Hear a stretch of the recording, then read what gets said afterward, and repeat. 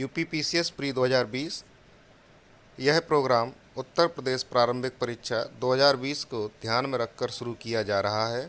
हमारा उद्देश्य अभ्यर्थियों को परीक्षा की प्रकृति के अनुसार प्रश्न और उनके उत्तर मुहैया करवाकर आगामी प्रारंभिक परीक्षा के लिए सहायता करना है। इसके लिए अभ्यर्थी हमारे YouTube channel competition world publication को सब्सक्राइब कर हमसे जुड़ सकते हैं।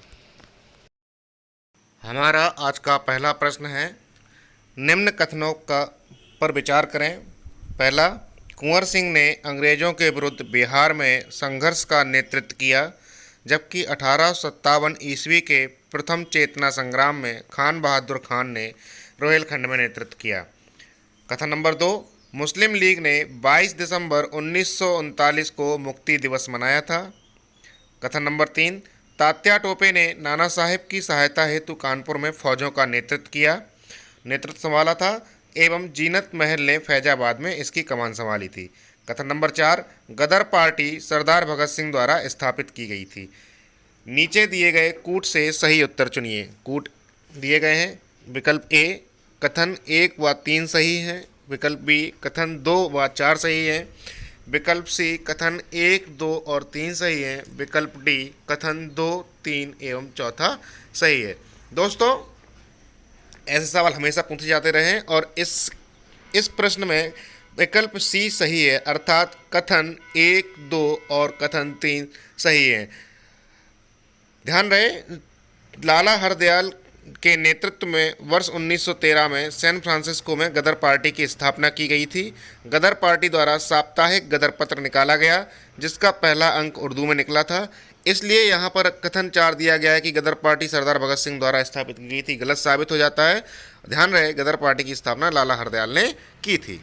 हमारा अगला प्रश्न है, कौन सा हार्मोन लड़ो या उड़ो, फाइट और फ्लाइट हार्मोन कहलाता है? Option A insulin, option B adrenaline, option C estrogen, option D oxytocin.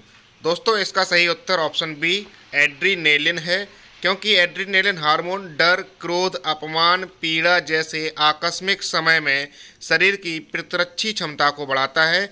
इसलिए इस ग्रंथि को जीवन रक्षक हार्मोन भी कहा जाता है। आज का तीसरा प्रश्न है कि सरकार द्वारा शुल्क एवं कर लगाने का अधिकार संविधान की किस अनुसूची में उल्लिखित है? ऑप्शन ए 6ठी अनुसूची में, ऑप्शन बी 7वीं अनुसूची में, ऑप्शन सी 9वीं अनुसूची में, ऑप्शन डी 11वीं अनुसूची में। दोस्तों, इसका सही जवाब ऑप्शन बी 7वीं अनुसूची है, क्योंकि संविधान की 7वीं अनुसूची में सरकार द्वारा शुल्क एवं कर लगाने का अधिकार उल्लिखित है। 7वीं अनुसूची में 3 सूचियां शामिल की गई हैं, जिनके अंतर्गत विषयों का विभाजन है। नंबर 1, संघ सूची के 97 विषय दिए गए हैं, राज्य सूची के 66 विषय दिए गए हैं 66, और संवर्ती सूची में 47 विषय दिए गए हैं। संघ सूची में राष्ट्रीय महत्व के विषय शामिल किए गए हैं। इन विषयों पर कानून बनाने तथा शुल्क एवं कर लगाने का अधिकार संघीय संसद को प्राप्त है। राज्य सूची के विषय कानून बनाने का अधिकार राज्य के विधानमंडलों को है, लेकिन विशेष परिस्थिति में संघ भी इस विषय पर कानून बना सकती है। और संवर्ती सूची में उल्लिखित विषयों पर स्थापित और राष्ट्रीय महत्व के विषय शामिल किए जाते हैं तथा इन विषयों पर संघ तथा राज्य दोनों की सरकारें कानून बना सकती हैं।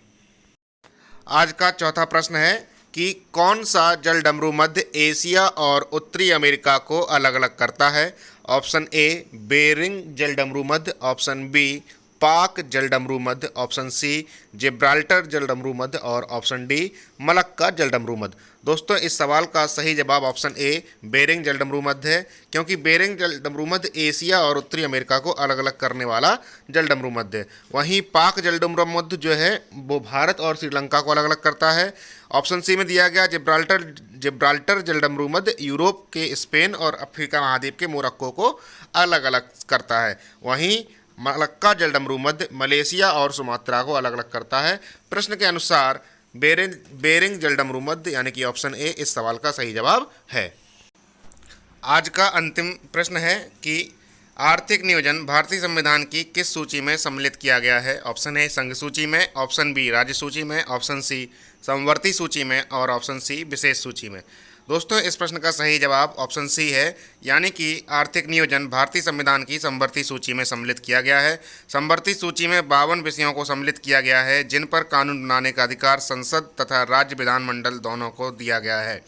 यदि इस सूची में वर्णित विषयों पर संसद तथा राज्य विधानमंडल दोनों द्वारा कानून बनाया जाता है और यदि दोनों कानूनों में विरोध है तो संसद द्वारा निर्मित कानून लागू होगा। इस सूची में जिन विषयों को शामिल किया गया है उनमें से प्रमुख हैं राष्ट्रीय जलमार्ग, परिवार नियोजन, जनसंख्या नियंत्रण, समाचार पत्र, कारखाना, शिक्षा, आर्थिक तथा सामाजिक योजना आदि।